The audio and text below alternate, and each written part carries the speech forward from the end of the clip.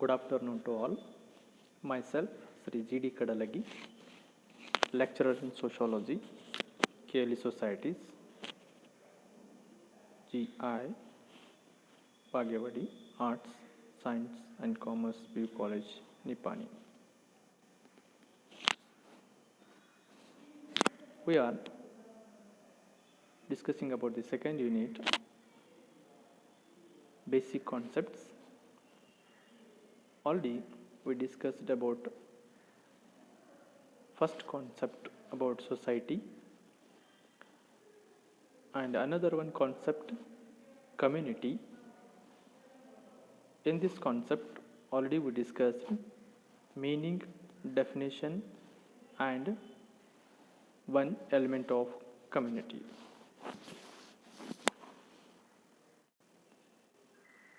ಆತ್ಮೀಯ ವಿದ್ಯಾರ್ಥಿಗಳೇ, ನಾನು ಜಿ ಡಿ ಕಡಲಗಿ, ಸಮಾಜಶಾಸ್ತ್ರ ಉಪನ್ಯಾಸಕರು, KLE ಸಂಸ್ಥೆಯ ಜಯ ಭಾಗ್ಯವಾಡಿ ಕಲಾ ವಿಜ್ಞಾನ ಮತ್ತು ವಾಣಿಜ್ಯ ಪದವಿ ಪೂರ್ವ ಮಹಾವಿದ್ಯಾಲಯ ನಿಪ್ಪಾಣಿ. ಎರಡನೇ ಘಟಕವಾಗಿರುವಂಥ ಮೂಲಭೂತ ಪರಿಕಲ್ಪನೆಗಳ ಬಗ್ಗೆ ಚರ್ಚಿಸ್ತಾ ಇದ್ದೀವಿ. ಅದರಲ್ಲಿ ಮೊದಲನೆಯ ಪರಿಕಲ್ಪನೆ ಸಮಾಜದ ಕುರಿತು ಚರ್ಚಿಸಿದ್ದೇವೆ. ಎರಡನೆಯ ಪರಿಕಲ್ಪನೆ ಸಮುದಾಯ, ಅದರ ಅರ್ಥ, ವ್ಯಾಖ್ಯೆ ಮತ್ತು ಒಂದು ಮೂಲಾಂಶದ ಕುರಿತು ಈಗಾಗಲೇ ಹಿಂದಿನ ಅವಧಿಯಲ್ಲಿ ಚರ್ಚಿಸಿದ್ದೇವೆ. ಎರಡನೆಯ ಮೂಲಾಂಶ, ಸಮುದಾಯದ ಎರಡನೆಯ ಮೂಲಾಂಶದ ಕುರಿತು ಚರ್ಚಿಸೋಣ. Now we discuss second element of community, that is community sentiment. First element is locality or geographical area. The second element is community sentiment. Here a community sentiment means a feeling of belongingness towards or a kind of conscious identification with the local group is called community sentiment. ಸಮುದಾಯದ ಎರಡು ಮೂಲಾಂಶಗಳಲ್ಲಿ ಮೊದಲನೆಯದು ಸ್ಥಾನೀಯತೆ ಅಥವಾ ನಿರ್ದಿಷ್ಟ ಭೌಗೋಳಿಕ ಪ್ರದೇಶ, ಎರಡನೆಯದು ಸಾಮುದಾಯಿಕ ಭಾವನೆ. ಇಲ್ಲಿ ಸಾಮುದಾಯಿಕ ಭಾವನೆ ಎಂದರೆ ನಾವು ನಮ್ಮವರು ಎಂಬ ಭಾವನೆ ಅಥವಾ ಸ್ಥಳೀಯ ಸಮೂಹದೊಂದಿಗೆ ಗುರುತಿಸಿಕೊಳ್ಳುವ ಒಂದು ಪ್ರಕಾರದ ಪ್ರಜ್ಞೆಯನ್ನು ನಾವು ಸಾಮುದಾಯಿಕ ಭಾವನೆ ಅಂತ ಕರಿತೀವಿ. ಒಂದು ಸಮೂಹದ ಜೊತೆಗೆ ನಮ್ಮನ್ನು ನಾವು ಗುರುತಿಸಿಕೊಳ್ಳುವಂಥ ಭಾವನೆಗಳಿದ್ದಾಗ ಅದು ಸಮುದಾಯದ ಭಾವನೆ ಆಗ್ತದೆ. When we identify with a particular group, that is called community sentiment. It always identify a person, he belongs to that community. ಇದು ಯಾವಾಗಲೂ ಒಬ್ಬ ವ್ಯಕ್ತಿಯನ್ನು ಆತನು ಈ ಸಮುದಾಯಕ್ಕೆ ಸೇರಿದವನು ಎಂಬುದನ್ನು ಗುರುತಿಸ್ತಿರ್ತದ. There are sub elements according to McIver and Fayes. He find out the three main ingredients in community sentiments. We call the sub elements of community sentiment. McIver and Fayes ಅವರು ಸಾಮುದಾಯಿಕ ಭಾವನೆಯಲ್ಲಿ ಮೂರು ಮುಖ್ಯ ಅಂಶಗಳನ್ನು ಸೂಚಿಸ್ತಾರೆ. One is we feeling. Here we feeling always identify a person to particular group, and when he express we feeling, then automatically he can share his ideas, feelings and other aspects related to his life. ಯಾವಾಗ ಒಬ್ಬ ವ್ಯಕ್ತಿಗೆ ನಾವು ನಮ್ಮವರೆಂಬ ಭಾವನೆ ಬೆಳೆದು ಬರ್ತದೆ, ಆವಾಗ ಅವನು ಆ ಸಮುದಾಯದ ಜೊತೆಗೆ ತನ್ನ ಭಾವನೆಗಳನ್ನು, ಆಸಕ್ತಿಗಳನ್ನು ಮತ್ತು ಜೀವನಕ್ಕೆ ಸಂಬಂಧಪಟ್ಟ ಎಲ್ಲ ಅಂಶಗಳನ್ನು ಹಂಚಿಕೊಳ್ತಾನೆ. ಅಂದರೆ ಅವನಲ್ಲಿ ನಾವು ಅನ್ನುವಂಥ ಭಾವನೆ ಇದ್ದಾಗ ಅವನಲ್ಲಿರುವಂಥ ನಾನು ಅನ್ನುವಂಥ ಒಂದು ಸ್ವಾರ್ಥ ಅಥವಾ ಇಗೋ ಅಂತ ಕರಿತೀವಿ, ಅಹಂ ಅಂತ ಕರಿತೀವಿ, ಅದು ತ್ಯಜಿಸಲ್ಪಡ್ತದೆ. When he express we, it automatically removes the self of the person and he always work for the group. ಯಾವಾಗಲೂ ಒಂದು ಸಮೂಹಕ್ಕಾಗಿ ದುಡಿಯುವ ಭಾವನೆ ಅವನಲ್ಲಿ ಬೆಳೆದು ಬರ್ತದೆ. So that is we feeling. And another one is role feeling. Here this feeling always helps to person or persons to act as per the community norms or what the community needs or the demands by his members, to act as per the community intention. ಎರಡನೇದು ಪಾತ್ರ ಭಾವನೆ ಅಂತ. ಇಲ್ಲಿ ವ್ಯಕ್ತಿ ಅಥವಾ ವ್ಯಕ್ತಿಗಳು ಆ ಸಮುದಾಯ ಏನನ್ನ ಬಯಸ್ತದ ಹಾಗೆ ಪಾತ್ರ ನಿರ್ವಹಿಸುವಂಥದ್ದನ್ನು ಹೇಳ್ತದೆ.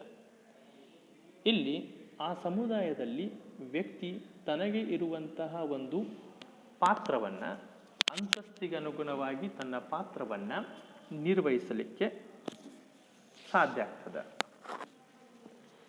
ಪಾತ್ರ ಭಾವನೆಯಿಂದ ಆ ಸಮುದಾಯದ ಜನರ ಜೊತೆ ತಾನು ಹೇಗಿರಬೇಕನ್ನುವಂಥ ಪರಿಕಲ್ಪನೆಗಳು ಅವನಲ್ಲಿ ಬೆಳೆದು ಬರ್ತಾವ.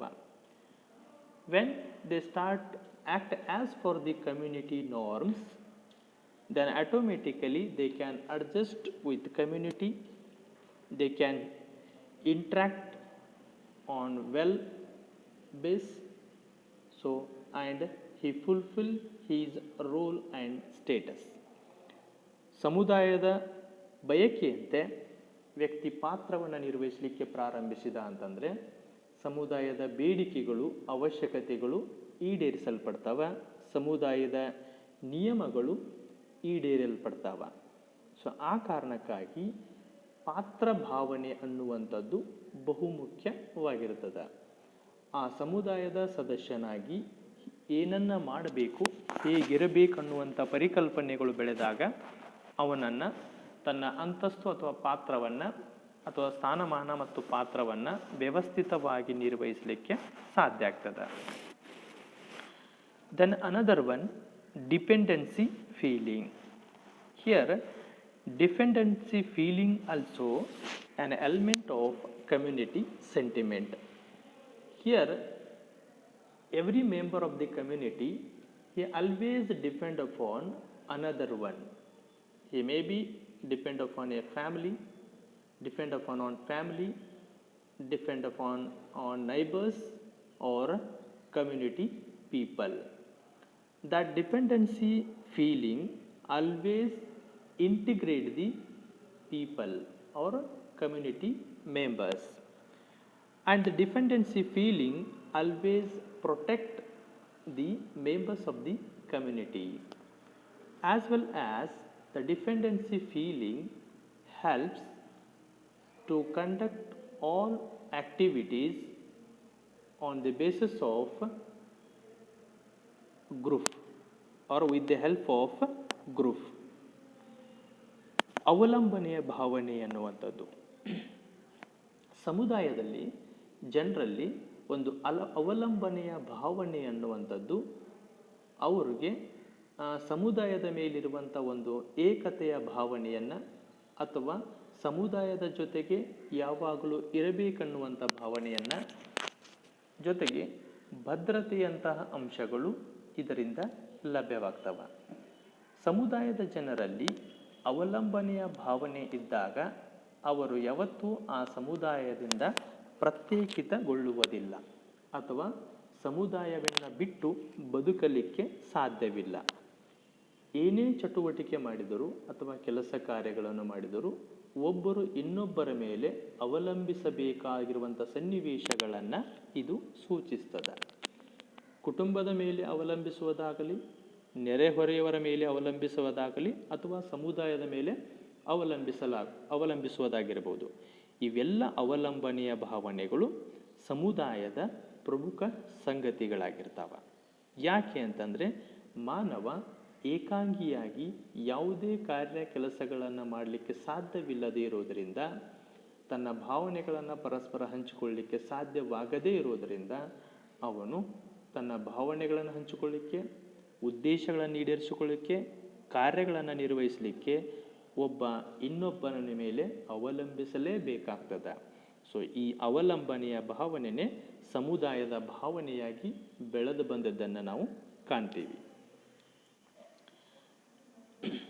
Both are the main elements of community, also called as a characteristics of community.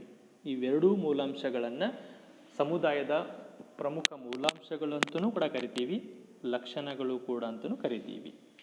Then other characteristics of community,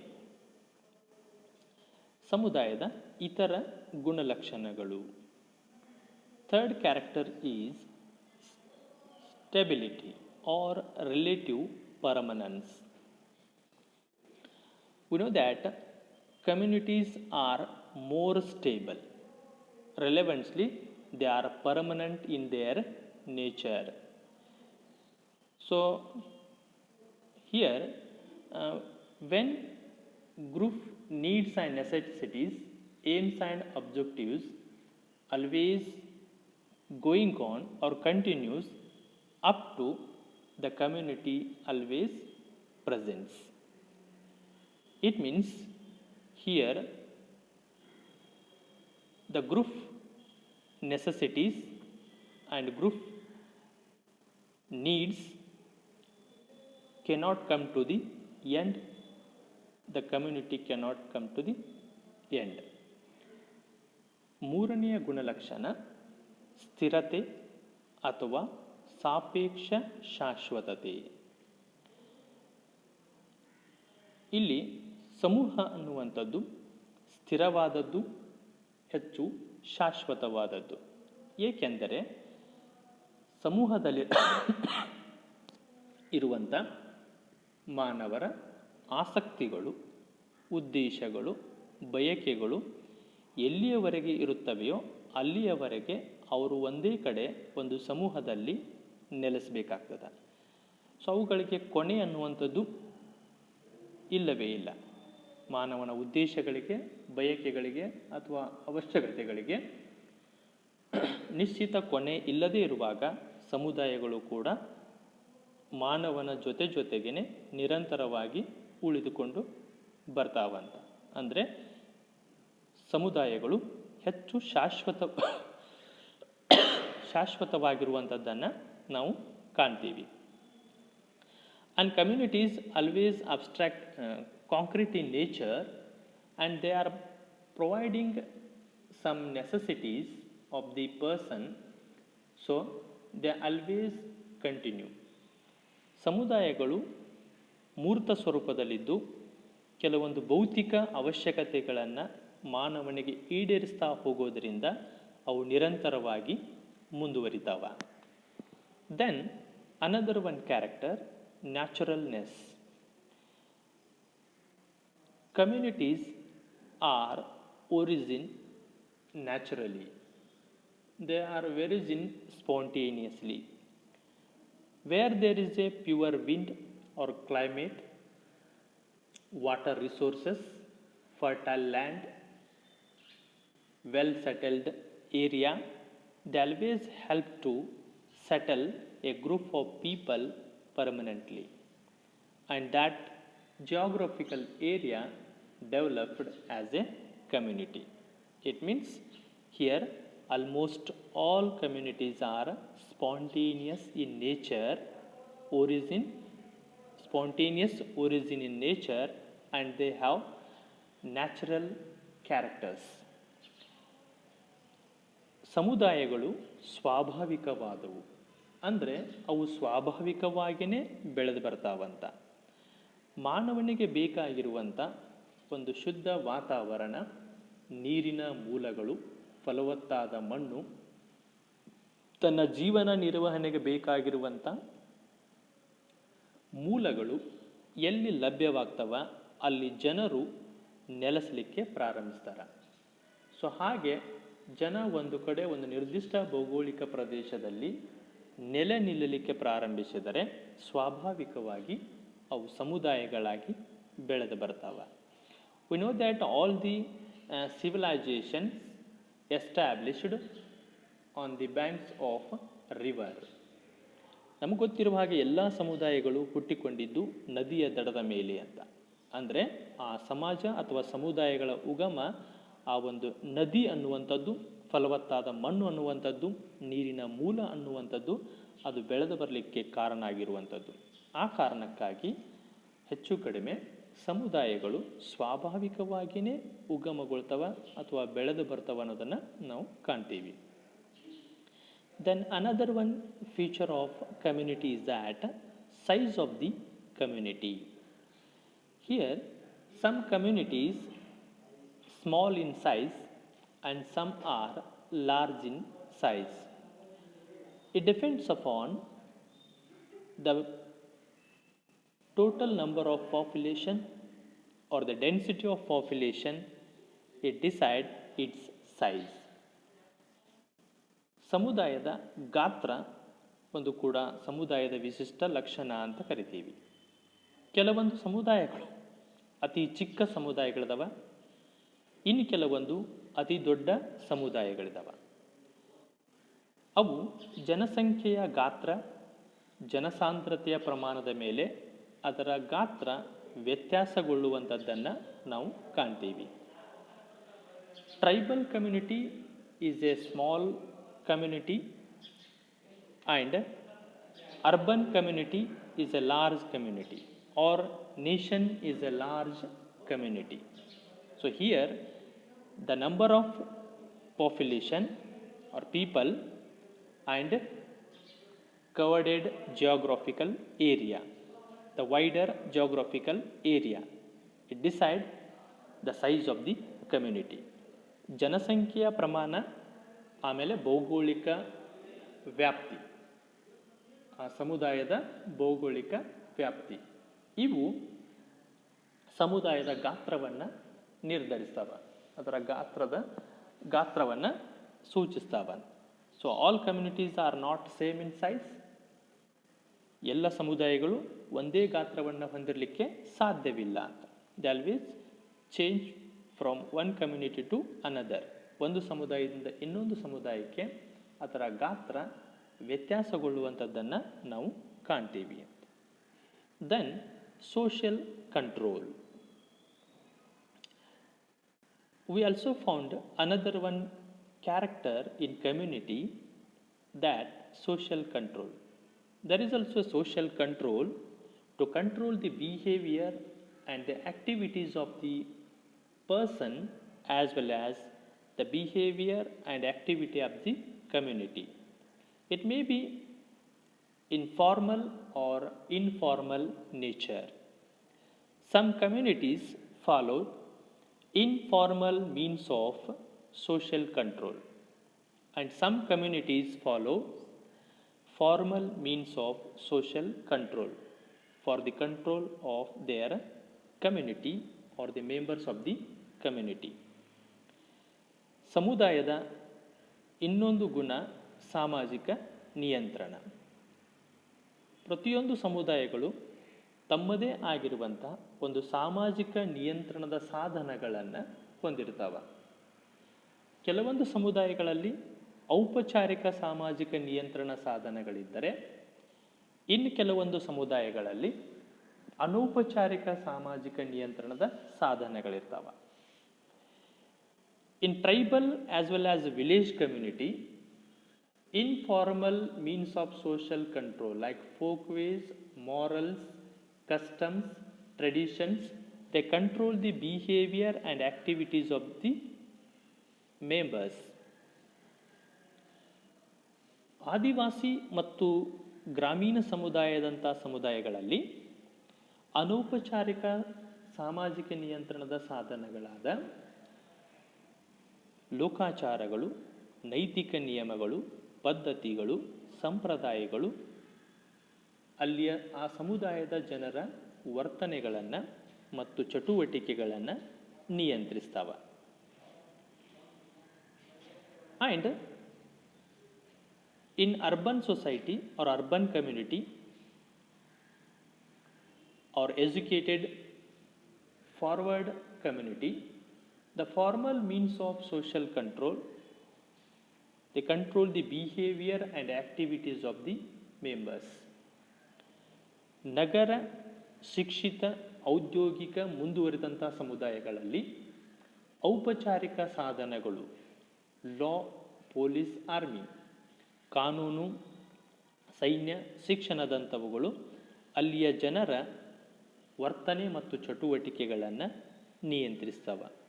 it means in every community formal or informal social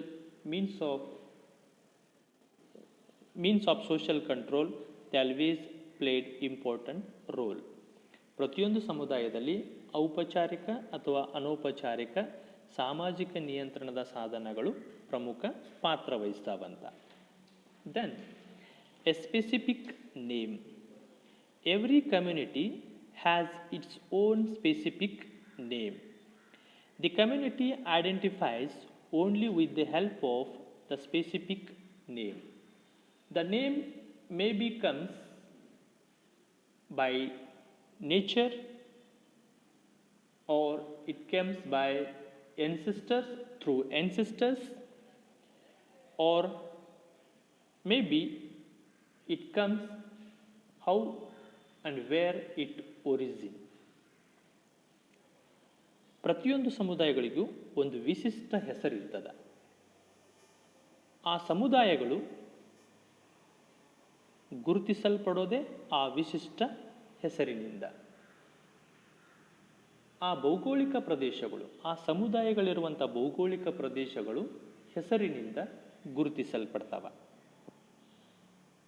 ಸಮುದಾಯಗಳಿಗೆ ಹೆಸರು ಅನ್ನುವಂಥದ್ದು ಒಂದು ನಿಸರ್ಗದ ಆಧಾರದ ಮೇಲೆ ಸ್ವಾಭಾವಿಕವಾಗಿ ಬೆಳೆದು ಬಂದಿರಬಹುದು, ಅಥವಾ ಪೂರ್ವಜರಿಂದ ಇಟ್ಟಂಥ ಹೆಸರಿನಿಂದ ಬೆಳೆದು ಬಂದಿರಬಹುದು, ಅಥವಾ ಅವು ಬೆಳೆದು ಉಗಮಗೊಂಡಿರುವಂಥ ಅಂಶಗಳ ಆಧಾರದ ಮೇಲೆ ಆ ಸಮುದಾಯಗಳಿಗೆ ಹೆಸರು ಬಂದಿರಬಹುದು. ಅಂದರೆ ಆ ಹೆಸರು ಪ್ರತಿಯೊಂದು ಸಮುದಾಯಕ್ಕೂ ಒಂದು ಹೆಸರು ಅನ್ನುವಂಥದ್ದು ಆ ಸಮುದಾಯದ ವಿಶೇಷತೆಯನ್ನು, ಆ ಸಮುದಾಯದ ಗುರುತಿಸುವಿಕೆಯನ್ನು ಪ್ರತಿನಿಧಿಸುವ ಅಂಶವಾಗಿರ್ತದೆ. For example, Todas of Nilgiri. Todas of Nilagiri. It means the tribal of Todas we found in Nilagiri hills. So they got name Nilagiri tribals. ನಾವು ನೀಲಗಿರಿಯ ತೋಡರು ಅಂತ ಕರಿತೀವಿ. ತೋಡರು ಅನ್ನುವಂಥ ಒಂದು ಬುಡಕಟ್ಟು ಸಮುದಾಯ ಎಲ್ಲಿ ಕಂಡು ಬರ್ತದ ಅಂತಂದರೆ ನೀಲಗಿರಿ ಬೆಟ್ಟಗುಡ್ಡ ಕಾಡುಗಳಲ್ಲಿ. ಆ ಕಾರಣಕ್ಕಾಗಿ ಅವರನ್ನು ನೀಲಗಿರಿಯ ತೋಡರು ಅಂತ ಕರಿತೀವಿ. ಸೊ ಈ ಥರ ಎಲ್ಲ ಸಮುದಾಯಕ್ಕೂ ಅದರದೇ ಆಗಿರುವಂಥ ಒಂದು ವಿಶಿಷ್ಟ ಹೆಸರುಗಳು ಇರುವಂಥದ್ದನ್ನು ನಾವು ಕಾಣ್ತೀವಿ. Then another one, similarity factors. In community there are some likeness, similarities among the members or what the community had in their nature.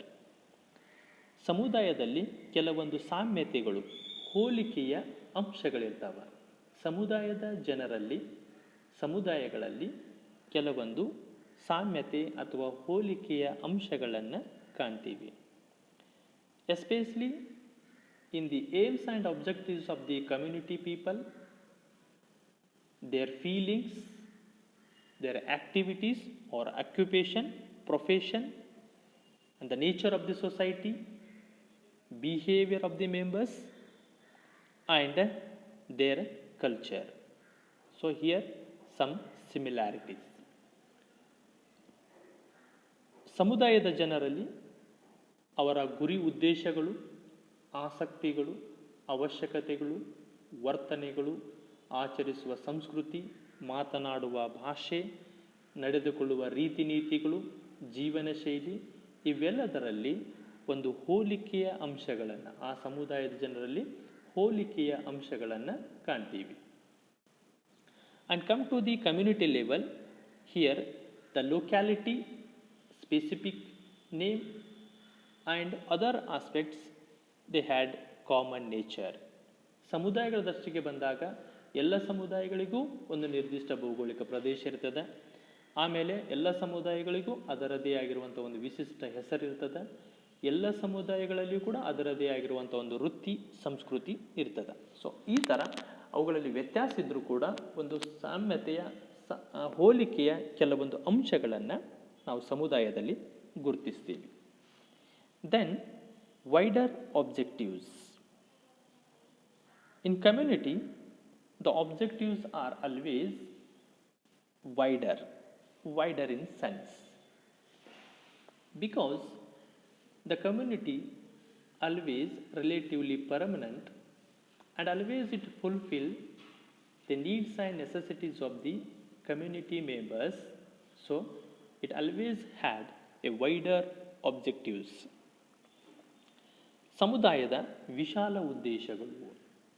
ನಾವು ಈಗಾಗಲೇ ತಿಳ್ಕೊಂಡ ಹಾಗೆ ಸಮುದಾಯಗಳು ಹೆಚ್ಚು ಕಡಿಮೆ ಶಾಶ್ವತವಾಗಿರೋದ್ರಿಂದ ತನ್ನ ಸಮುದಾಯದ ಸದಸ್ಯರ ಉದ್ದೇಶಗಳನ್ನು, ಆಸಕ್ತಿಗಳನ್ನು ಈಡೇರಿಸುವ ದೃಷ್ಟಿಕೋನ ಇರೋದರಿಂದ ಅವು ವಿಶಾಲವಾದ ದೃಷ್ಟಿಕೋನಗಳನ್ನು, ಉದ್ದೇಶಗಳನ್ನು ಹೊಂದಿರ್ತಾವೆ.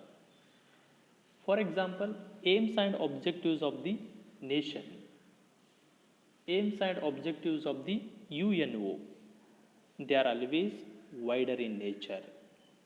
ಒಂದು ರಾಷ್ಟ್ರ ಅನ್ನುವಂಥ ಒಂದು ಸಮುದಾಯ ಬಂದಾಗ ಅದರ ಉದ್ದೇಶಗಳು ವಿಶಾಲ ರೂಪದಲ್ಲಿರ್ತವೆ. ವಿಶ್ವಸಂಸ್ಥೆ ಒಂದು ಸಮುದಾಯ ಅಂತ ಕರಿತೀವಿ, ಅದರ ಉದ್ದೇಶಗಳು ವಿಶಾಲವಾಗಿರ್ತವೆ. So here always the aims and objectives may be wider in community. ಆ ಕಾರಣಕ್ಕಾಗಿ ಸಮುದಾಯದಲ್ಲಿ ಗುರಿ ಉದ್ದೇಶಗಳು ಯಾವಾಗಲೂ ವಿಶಾಲವಾಗಿರುತ್ತವೆ ಅನ್ನೋದನ್ನು ಕಾಣ್ತೀವಿ. So these are the some other characteristics of community. The next, types of community. There are different types of communities, but we classified on the basis of size and density of population, nature of interaction, stratification and degree of social mobility. On the basis of these all, here the sociologist classified community into 3 types. ಸಮುದಾಯದ ವಿಧಗಳು ಅಥವಾ ಪ್ರಕಾರಗಳು. ಸಮುದಾಯವನ್ನು ನಾವು ಹಲವಾರು ಪ್ರಕಾರಗಳಾಗಿ ವಿಂಗಡಿಸ್ತೀವಿ, ವರ್ಗೀಕರಿಸ್ತೀವಿ. ಇಲ್ಲಿ ಜನಸಂಖ್ಯೆಯ ಗಾತ್ರ ಮತ್ತು ಜನಸಾಂದ್ರತೆ, ಅಂತರ್ಕ್ರಿಯೆಯ ಸ್ವರೂಪ, ಸ್ತರವಿನ್ಯಾಸ ಮತ್ತು ಸಾಮಾಜಿಕ ಚಲನೆಯ ಗತಿಯ ಆಧಾರದ ಮೇಲೆ ಸಮಾಜಶಾಸ್ತ್ರಜ್ಞರು ಸಮುದಾಯಗಳನ್ನು 3 ಪ್ರಕಾರಗಳಾಗಿ ವರ್ಗೀಕರಿಸಿದ್ದಾರೆ. ಕೆಲವೊಮ್ಮೆ ಜನಸಂಖ್ಯೆಯನ್ನು ಆಧಾರವಾಗಿ ಇಟ್ಕೊಳ್ತೀವಿ, ಕೆಲವೊಮ್ಮೆ ಸಮುದಾಯದ ಸ್ತರ ವಿನ್ಯಾಸವನ್ನು ಇಟ್ಟುಕೊಂಡು, ಅಥವಾ ಒಂದು ಸಾಮಾಜಿಕ ಬದಲಾವಣೆಯ ಚಲನೆಯ ಗತಿಯನ್ನು ಆಧಾರವಾಗಿಟ್ಟುಕೊಂಡು ನಾವು ಸಮುದಾಯಗಳನ್ನು ವರ್ಗೀಕರಿಸಬಹುದು. ಇವುಗಳನ್ನು ಆಧಾರವಾಗಿಟ್ಟುಕೊಂಡು ನಾವು 3 ಪ್ರಕಾರವಾಗಿ ವರ್ಗೀಕರಿಸಿದಾಗ, first one comes tribal community. Here it constitutes a group speaking a common dialect, inhabiting in a common area and following a common culture. That is called tribal community. This tribal community also has its own locality or geographical area and community sentiment its own language, its own culture, and its own objectives. ಮೊದಲೇದು ಆದಿವಾಸಿ ಸಮುದಾಯ ಅಂತ. ಆದಿವಾಸಿ ಸಮುದಾಯ ಅಂತಂದರೆ ಒಂದು ಸಾಮಾನ್ಯ ಸಂಸ್ಕೃತಿಯನ್ನು ಆಚರಿಸುತ್ತಾ, ಸಾಮಾನ್ಯ ಭಾಷೆಯನ್ನು ಮಾತನಾಡುತ್ತಾ, ಒಂದು ನಿರ್ದಿಷ್ಟ ಪ್ರದೇಶದಲ್ಲಿ ನೆಲೆಸಿರುವ ಜನಸಮೂಹವನ್ನು ಆದಿವಾಸಿ ಸಮುದಾಯ ಅಂತ ಕರಿತೀವಿ. ಅಂದರೆ ಆದಿವಾಸಿ ಸಮುದಾಯ ಅಂತಂದರೆ ಅದಕ್ಕೆ ಅದರದೇ ಆಗಿರುವಂಥ ಒಂದು ಸ್ಥಾನೀಯತೆ, ನಿರ್ದಿಷ್ಟ ಭೌಗೋಳಿಕ ಪ್ರದೇಶದ, ಆಮೇಲೆ ಅದು ತನ್ನದೇ ಆಗಿರುವಂಥ ಒಂದು ವಿಶಿಷ್ಟ ಸಂಸ್ಕೃತಿಯನ್ನು ಅನುಸರಿಸ್ತಿರ್ತದೆ. ಆಮೇಲೆ ಅದರದೇ ಆಗಿರುವಂಥ ಕೆಲವೊಂದು ಭಾಷೆ ಅಥವಾ ಆಡು ಭಾಷೆಯನ್ನು ಹೊಂದಿರ್ತದೆ. ಈ ಥರ ಇರುವ ಸಮುದಾಯವನ್ನು ನಾವು ಆದಿವಾಸಿ ಸಮುದಾಯ ಅಂತ ಕರಿತೀವಿ. We know that maximum tribal communities are settled in deep forest, maybe forest, hill area, deep forest, in valleys, banks of the river, and plain areas. ಬುಡಕಟ್ಟು ಸಮುದಾಯಗಳು ಭೌಗೋಳಿಕವಾಗಿ ಎಲ್ಲಿ ಹೆಚ್ಚು ಕಂಡು ಬರ್ತಾವೆ ಅಂತಂದರೆ ಅರಣ್ಯ ಪ್ರದೇಶಗಳಲ್ಲಿ, ಬೆಟ್ಟ ಗುಡ್ಡಗಾಡು ಪ್ರದೇಶಗಳಲ್ಲಿ, ದಟ್ಟವಾದ ಅರಣ್ಯ ಪ್ರದೇಶಗಳು, ಕಣಿವೆ ಪ್ರದೇಶಗಳಲ್ಲಿ, ನದಿಯ ದಡದ ಪ್ರದೇಶಗಳಲ್ಲಿ, ಆಮೇಲೆ ಬಯಲು ಪ್ರದೇಶಗಳಲ್ಲಿ.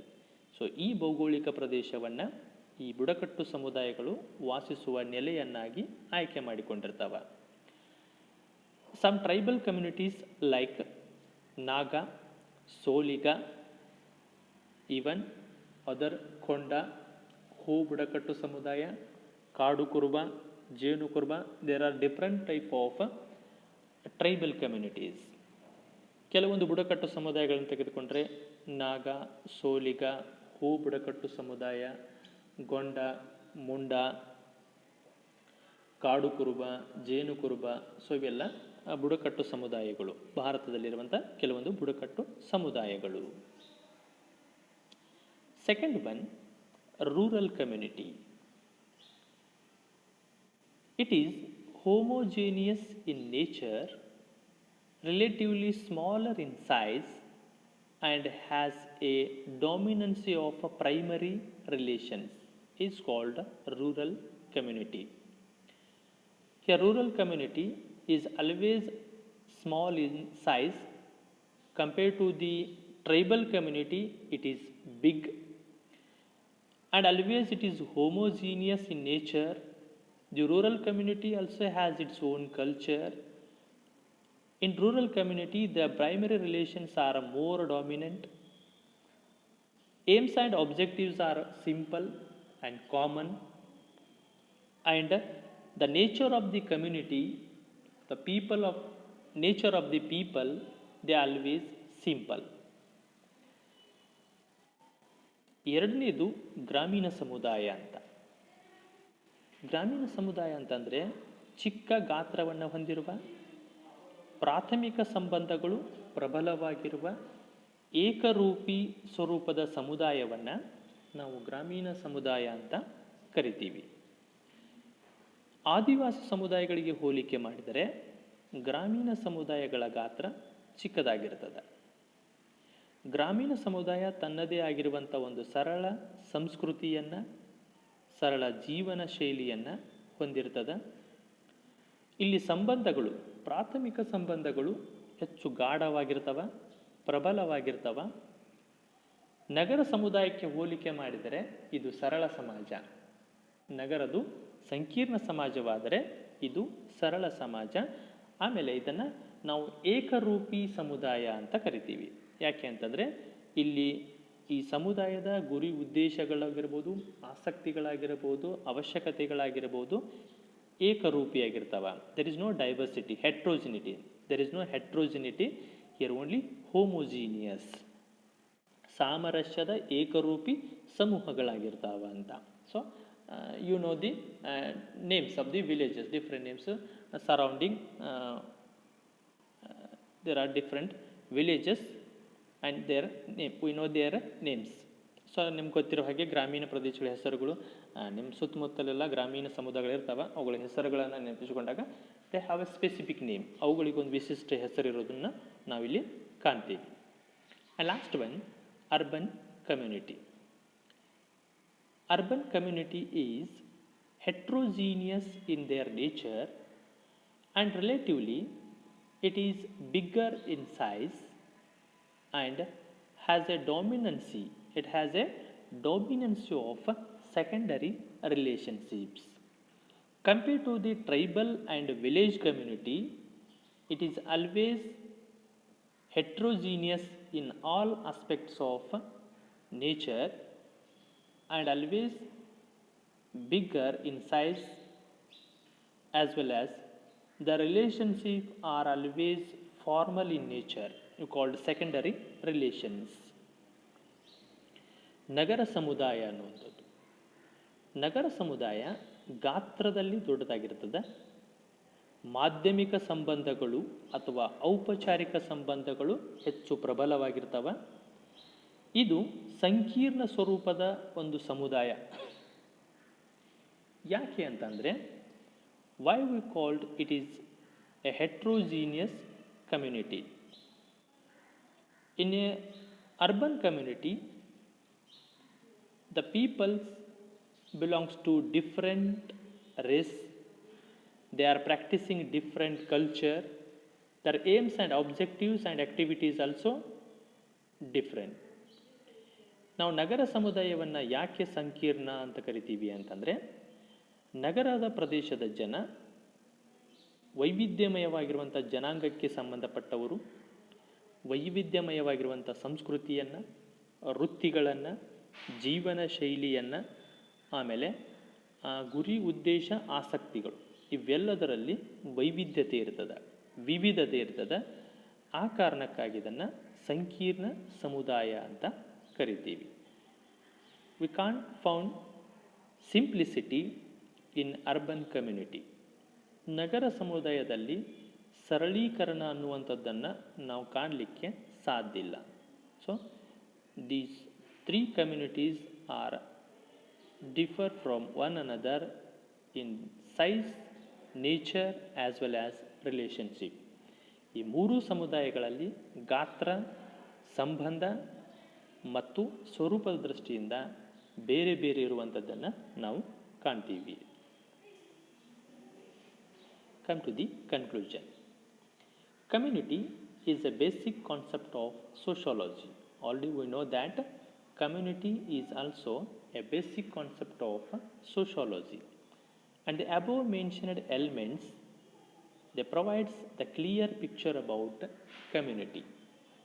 And community includes a variety of associations, institutions within the range of their economic, religious, political, educational and other activities. ಸಮುದಾಯ ಅನ್ನುವಂಥದ್ದು ಸಮಾಜಶಾಸ್ತ್ರದ ಒಂದು ವಿಶಿಷ್ಟ ಪರಿಕಲ್ಪನೆ ಅಂತ ನಾವೀಗ ನೋಡಿದ್ದೀವಿ. ಮೇಲೆ ವಿವರಿಸಿದಂಥ ಸಮುದಾಯದ ಮೂಲಾಂಶಗಳು ಸಮುದಾಯದ ಕುರಿತು ಒಂದು ಸ್ಪಷ್ಟ ಚಿತ್ರಣವನ್ನು ನಮಗೆ ನೀಡ್ತವೆ. ಸಮುದಾಯವು ತನ್ನ ವ್ಯಾಪ್ತಿಯ ಒಳಗಡೆ ಆರ್ಥಿಕ, ಧಾರ್ಮಿಕ, ರಾಜಕೀಯ, ಶೈಕ್ಷಣಿಕ ಮತ್ತು ಇತರೆ ಚಟುವಟಿಕೆಗಳ ಒಂದು ವೈವಿಧ್ಯಮಯವಾಗಿರುವಂಥ ಸಂಘ ಮತ್ತು ಸಂಸ್ಥೆಗಳನ್ನು ಒಳಗೊಂಡಿರುವಂಥದ್ದು ಅನ್ನೋದು ನಮಗೆ ಅರ್ಥ ಆಗ್ತದೆ. So next class we discussing another one concept. Thank you.